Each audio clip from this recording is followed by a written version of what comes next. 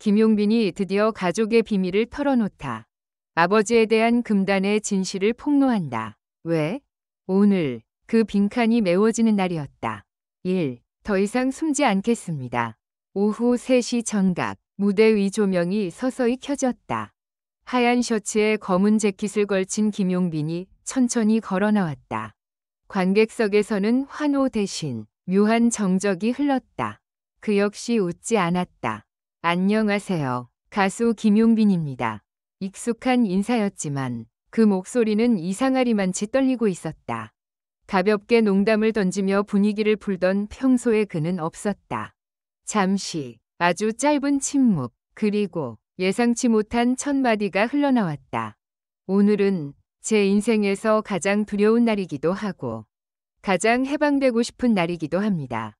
더 이상 숨지 않으려고 여기 섰습니다.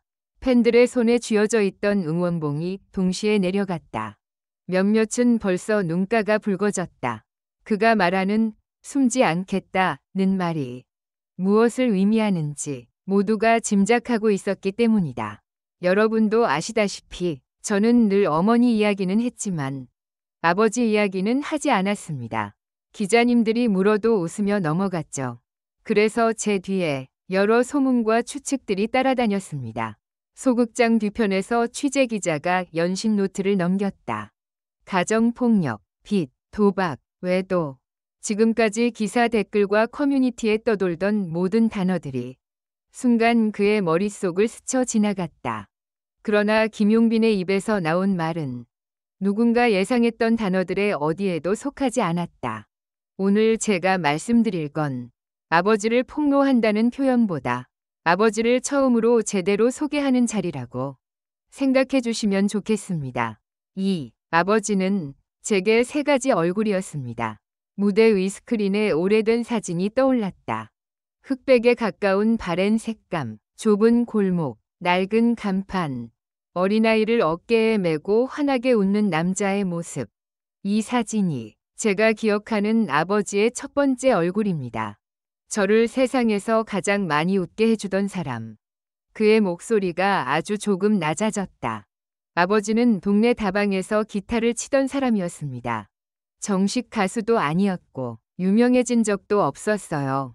하지만 제게는 세상에서 가장 멋진 무대 위의 남자였습니다. 처음 노래라는 걸 사랑하게 된 것도 바로 이 사람 덕분이었죠. 팬들은 처음 듣는 이야기였다. 그동안 수많은 방송에서 어릴 때부터 노래를 좋아했다는 말은 수없이 들어왔다. 그러나 그 시작 위 옆에 아버지가 있었다는 사실은 한 번도 밝혀진 적이 없었다. 두 번째 얼굴은 제가 가장 미워했던 아버지입니다. 조명이 조금 어두워졌다. 그의 눈가에 차오르는 빛이 달라졌다. 집에 잘 들어오지 않던 사람. 들어오면 늘 술 냄새가 가득했어요. 어머니 눈에 멍이 든 날도 있었고 접시가 깨지는 소리를 들으며 옷장 속에 숨어있던 밤도 있었습니다. 객석 어딘가에서 억눌린 숨소리가 들렸다. 누군가는 자신의 어린 시절과 겹쳐 보였을지도 모른다. 어린 저는 이해하지 못했어요. 왜 나를 웃게 해주던 아버지가 갑자기 괴물이 되어 돌아오는지. 그래서 미웠습니다. 정말 많이 미웠습니다. 그의 손이 마이크를 꽉 쥐었다가 천천히 풀렸다. 그리고 3번째 얼굴. 오늘 제가 여러분께 처음으로 이야기하려는 제 아버지의 진짜 얼굴입니다. 3. 금단의 진실 사라진 그날에 일어난 일. 많은 이들이 알고 있었다. 김용빈의 공식 프로필에는 그의 20대 초반에 적힌 한 줄짜리 에피소드가 있다. 어느 날 아버지가 집을 떠났고 그 후로 다시 만나지 못했다. 그 한 줄은 오랫동안 사람들의 상상력을 자극해왔다. 버림받았다는 설, 빚에 쫓겨 도망갔다는 설, 다른 가족이 있다는 설. 그러나 정작 김용빈은 그 어떤 설에 대해서도 긍정도 부정도 하지 않았다. 그저 웃으며 다른 이야기로 화제를 돌렸을 뿐이다.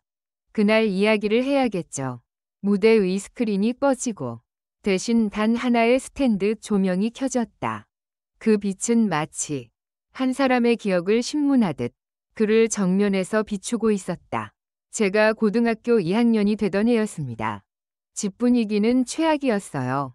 아버지는 거의 매일 술에 취해 있었고 어머니는 아르바이트 2개를 뛰었어요. 저는 노래를 하겠다고 버티고 있었죠. 그는 잠시 웃음을 지었지만 그 웃음에는 자조가 섞여 있었다. 그날도 똑같았습니다. 밤늦게까지 술 냄새 풍기며 들어온 아버지. 쓸데없이 노래한다고 설치지 말라며 제 연습장을 던져버렸어요. 저는 그 앞에서 처음으로 소리를 질렀습니다.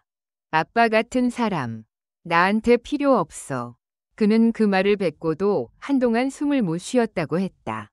그날 밤 문이 세게 닫히는 소리, 차에 시동 거는 소리, 멀어져가는 엔진의 울림. 아버지는 그렇게 집을 나갔습니다. 그리고 정말로 돌아오지 않았어요. 객석은 숨을 죽였다. 수많은 추측들이 그 한순간 사실이라는 무게를 가진 이야기가 되어 눈앞에서 펼쳐지고 있었다. 그래서 전 그날 이후로 제 인생에서 아버지를 지웠습니다. 방송에서 아버지 이야기를 피한 것도, 인터뷰에서 웃으며 넘어간 것도, 결국은 그날 제가 뱉어버린 그 한마디 때문에 스스로에게 내린 벌이었습니다. 그는 마치 판결을 내리는 재판관처럼 자신에게 형을 선고해온 지난 시간을 떠올렸다. 아빠 같은 사람, 필요 없어. 그 한 문장이 그를 스타로 만들었고 동시에 그의 마음 어딘가를 항상 텅 비어있게 만들었다. 그러나 이 이야기는 여기서 끝이 아니었다. 폭로 위 대상은 아버지가 아니라 진실을 피한 나였다. 여기까지는 어쩌면 많은 분들이 상상하셨던 이야기일지도 모릅니다. 그는 깊게 숨을 들이켰다. 이제부터가 제가 처음으로 고백하는 진짜 이야기입니다. 제가 말하고 싶지 않았던 금단의 진실. 무대 뒤편 스태프가 고개를 들었다. 심지어 매니저조차 듣지 못한 내용이 이어질 것이라는 예감이 들었기 때문이다. 아버지가 집을 나가던 바로 그날 밤, 저는 한 통의 전화를 받았습니다. 잠시 침묵. 그가 고개를 떨군 채 손가락으로 마이크 스탠드를 천천히 두드렸다. 발신자는 아버지였습니다. 객석 여기저기에서 작은 탄성이 터져나왔다. 그날 바로 연락이 왔다고?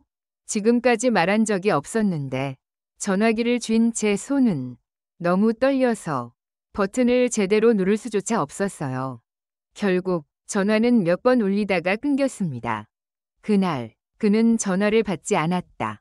받을 용기가 없었다. 내가 그런 말을 했는데 아빠가 나를 찾을 리가 없잖아. 그는 자신이 들은 벨소리를 착각이라고 믿기로 했다. 그저 스스로 만들어낸 환청이라고. 그게 더 마음이 편했기 때문이다. 그게 제가 피했던 진실의 시작입니다. 그는 떨리는 웃음을 지었다. 그리고 10년이 지났습니다. 연습생 생활을 버티고 오디션 프로그램에 나갔고 여러분 앞에서 노래를 부르게 됐죠. 바쁘게 살다 보니 그날의 벨소리는 점점 더 머릿속 깊은 곳으로 밀려났습니다. 그러던 어느 날 한 장의 우편물이 도착했다. 오, 당신의 아버지에 대한 몇 가지 사실. 그가 조용히 한 봉투를 꺼냈다. 이미 수백 번은 펼쳤을 법한 모서리가 다 해져버린 봉투였다. 몇 달 전입니다. 제가 가장 믿는 스태프 한 명이 저에게 이걸 건넸습니다. 형, 이거 형 집 앞으로 몇 년 동안 계속 왔던 건데 형이 부담스러워할까 봐 그동안 숨겼어. 이제는 봐야 할 것 같아서. 봉투에는 떨리는 글씨체의 주소와 낯선 이름이 적혀 있었다. 교도소 교정위원. 처음엔 장난인 줄 알았습니다. 방송 때문에 이미 수없이 많은 가짜 제보를 받아봤으니까요.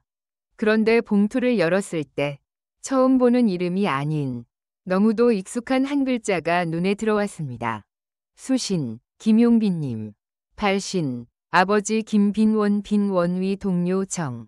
그는 조심스럽게 편지 내용을 읽어내려갔다. 편지에는 이렇게 적혀 있었습니다. 용빈 씨, 나는 당신의 아버지를 10년 넘게 지켜본 사람입니다. 그리고 이제야 용기를 내어 이 글을 씁니다. 그의 목소리가 점점 느려졌다. 당신의 아버지는 세상에 알려진 것처럼 가족을 버리고 도망친 사람이 아닙니다. 오히려 가족을 살리기 위해 스스로를 버린 사람입니다. 객석이 술렁였다. 자막이라도 켜진 듯 사람들의 표정이 동시에 바뀌었다. 그 사람은 아버지의 교도소 동료였습니다. 아버지가 교도소에 있었다는 사실도 저는 그 편지를 통해 처음 알았죠. 6. 숨기고 싶었던 이유. 죄인은 나야. 그는 고개를 들어 객석을 바라보았다. 팬들의 눈빛에는 충격과 혼란, 그리고 설명할 수 없는 슬픔이 얽혀 있었다. 이 지점에서 여러분들은 아마 이렇게 생각하실 거예요. 그래서 아버지가 범죄자였다는 걸 이제야 공개하는 거냐고요. 그는 고개를 천천히 저었다. 아닙니다. 제가 오늘 밝히려는 건 죄인인 아버지 위 이야기가 아니라 아버지를 모른 척하며 살아온 나위 죄입니다. 편지의 다음 문장이 스크린의 자막처럼 떠올랐다. 당신이 고등학생이던 그때 아버지의 사업은 이미 망해 있었습니다. 빚독촉이 집으로 수십 번씩 왔고 당신과 어머니에게 해를 가하겠다는 협박도 있었습니다. 그는 편지를 움켜쥐었다. 아버지는 그 협박에서 저와 어머니를 지키기 위해 혼자 모든 빚을 떠안았고 내 이름을 담보로 쓰지 않는 조건으로 불법적인 계약서에 서명했다고 합니다. 그 계약은 결국 형사 사건으로 번졌